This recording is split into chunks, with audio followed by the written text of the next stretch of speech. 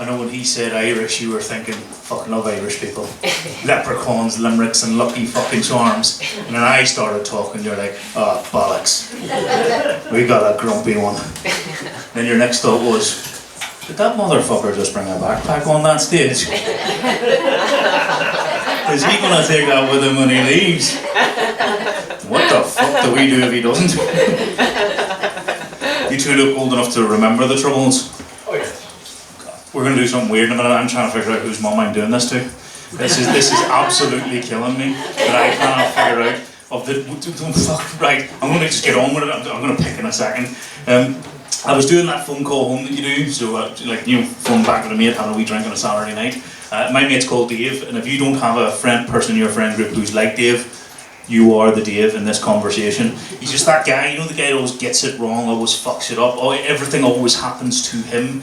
We were sat like this, we were on a couples night out, 4 couples, and that As Good As It Gets movie is on with Jack Nicholson and Helen Hunt. She does this bit where she stands up and goes, say something nicer, I'm leaving, and he goes, you make me want to be a better man. And quick as a flash, Dave's wife's up, say something nicer, I'm leaving. Dave looks at her, doesn't miss a beat, and goes, I think about you when I wank. And I shit you not, the 4 girls in that group went, aww. Blew my mind. They got up to go and buy us a drink, and I was like, Dave, do you actually think about your wife when you're wanking? And he's like, no, I think about yours. Strong. I'm in the Royal Navy, so is Dave. So he went. It was one of those things. He went away for 6 months. You know, goes away for 6 months, comes back, hasn't had the sex for 6 months. Concerned he's going to be early on the trigger, so he bought that cream. That cream, you put it on like the little spray stuff. You desensitize the area. Well, Dave's wife hadn't seen him in 6 months. She comes out of the bathroom, straight down on him, give him a little treat, a little blowjob. Dave says, "Shit, you not." 2 minutes later, she's going, "Dave, Dave," and he pulls up the quilt and she's looking at him. She's going, "Dave, I think I'm having a stroke." And he comes into work and tells us that. You know what I mean? It's the type of guy that he is. He just talks his shit all around the world. He did that. We found out he wasn't doing much for the gardening area. Do you remember that Veet, ladies? Do you remember Veet? Is that still a thing? You know, the cream you put on the hair and it burns the hair off? Here's how not to apply it. Don't go to the bar, get drunk, decide to apply it, and then fall asleep. He woke up to, goodness gracious, great balls of fire. He was walking around like John Wayne for a month because of that. This fucking guy is absolutely insane. He also did back in the day, so him and his wife had been together for a long time, so he bought a camcorder to film the birth of the child. Got bored one afternoon, set the camcorder up so he could think about his wife and watch himself on the TV having a wank. Genuinely, this is the sort of bloke he is. After that baby was born, he put that video on. So you imagine we're watching the birth of his beautiful child, we never turned the fucking thing off, so about 2 minutes later we hear an almighty scream and everyone turns around to see Dave cracking one out on the TV screen. So much so in this conversation, when we were reminiscing about old times, right at the end of the chat, I hung up the phone, and I didn't realise that my 13-year-old son was paying that much of attention, but he was, because this is what he said to me when I hung up. He went, "Hey Dad, what's a wank bank?" Now you will remember, the younger people won't. Before you had to, get on your phone, do that porn thing, instantaneous access. Back in the 80s, we didn't have any of that shit. What we had to do is we had to find somebody we found attractive. That's what we had to do. And then we had to take a mental image. And it's always better to have a little way of just to say it's going to be you. And what you would do, right, is you would look at that person that you found attractive and you would go, click. And you're in the wank bank now. Isn't that nice? About midnight tonight, you're going to feel a flutter in the fanny area. And you're going to wonder, what the fuck is that? That's me having a wank over you. What was your name, love? Catherine. Catherine. You know what they say, Catherine? It's always nice to put a face to a name. Sorry, sir, what was your name? Mark. Mark, I'm not going to lie to you. I got a bit of you in that picture. About midnight tonight, Mark. Sorry, mate. Gotta do it. Gotta do it. Look, my son wants to join the Navy when he gets older, and he wants to be a stand-up comedian. Because he's only 13, he's decided that what he's going to do is intentionally put himself in awkward situations so he's got a story to tell. So he had to bring a book. So the first 45 minutes of school, each day you've got to bring a book. 2 o'clock in the afternoon, I get a phone call from the school. "Mr. McMahon, are you aware what book your son brought to reading this morning?" I was like, "I am not. What did he bring?" 50 Shades of Grey. He's bringing Mein Kampf next week. I bought it for him. Like, gets in. He absolutely mentally says weird shit. He's trying to get into that comedic brain. Like he said to me the other day, he said, "Hey Dad, when you think about it, if you watch Jaws backwards, it's really a story about a kindly shark giving disabled people their limbs back." And I look at him, I'm like, I don't know what the fuck I'm supposed to do with this information. You know, I've got 3 kids, all of which are, you know, they're quite funny. My youngest absolutely cracks me up. I picked her up from school the other day, and she said, we were walking down the street, and she said, "Hey Dad, it's my favourite lamppost right there." I looked round, and someone's drawn a big willy on it. And I was like, oh, I get it. Yeah, great artwork. And what she said to me, "Thank you." She is nuts. When she was very young, when she was 5 years old, I get called to the school. Right? I get called to the school, and they bring me in. They said, "Oh, T3's Dad." T3? I thought it was a class. Immediately, the teacher gets embarrassed, and I'm like, what is going on here then? It turns out T3's her nickname, and it turns out because my English Rose daughter did one of those things that you do, you know, assemblies where you have to pretend to be someone, tell a poem, tell a story. She decided to be her very Northern Irish Ginger Dad. And she did it by trading an insult I trade on that Saturday night call. And it goes like this, it's, "Your ma's your dad. Your dad's your dog. Your dog's fucking dead. In front of 500 children. The T3 stands for teeny tiny terrorist. Teachers are evil." I had a weird experience at Asda the other day. I don't know if you've been to the Asda in Gosport where I live. Those people are fucking weird.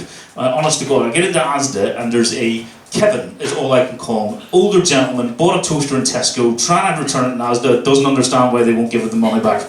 Fucking blew my mind. But right behind him is a Chinese lady who is clearly about to lose her shit. And she did, and she went off on one fucking like I couldn't understand anything she was saying. And the guy was so ashamed he walked out. And I was like, "Well done you, that was amazing. No idea what you're saying."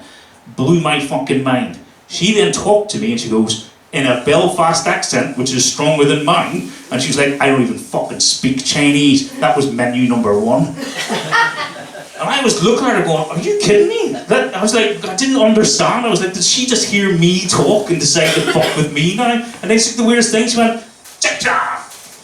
Boop." And by boop, she booped me on the end of the willy. She even said boop when she did it, and she just fucking walked off. I was like, what is happening right now? This is like so weird. And I'm walking down the aisle, right? Walking down the aisle, and there's this very attractive, she's in gym kit wearing woman. She's bent over, guy comes out of nowhere, big handsome chap, cracks her on the ass. Turns around, he was expecting a white woman called Barbara. What he was met with is a woman from Thailand, who was definitely not called Barbara. But he did that thing, he went, "I am so sorry. My mate Barbara, she goes to the gym every day. Physically, she's got a great body. From behind, you look just like her." And she went, "Aww." I was like, this motherfucker's gonna pull this round. I couldn't believe it. If I did that, I'd be on a list. Yeah, I get round to the next aisle, and there's 2 blokes talking. They said, "Hey, where's Bob?" He's round the corner doing that thing where he slaps a random woman on the ass. I was like, "You are fucking kidding me." And I knew you get a sense of someone. I was like, "Lads, are you 2 in the Navy?" They're like, "Yep, so's he." I was like, fucking makes sense. Absolutely makes sense. I ran into him 2 weeks later, and the guy that I was chatting to was like, "Hey sir, have you ever been to Thailand?" I was like, "Yeah." He said, "Do you remember the brief you get when you go into Thailand?" And I was like, "Yep." And it's where they get a very attractive woman and a very attractive lady boy, and then they teach you the difference by playing a game called Spot the Difference. Bigger hands, Adam's apple, shit like that you gotta look out for. Turns out, he hadn't had that brief. He found out halfway through.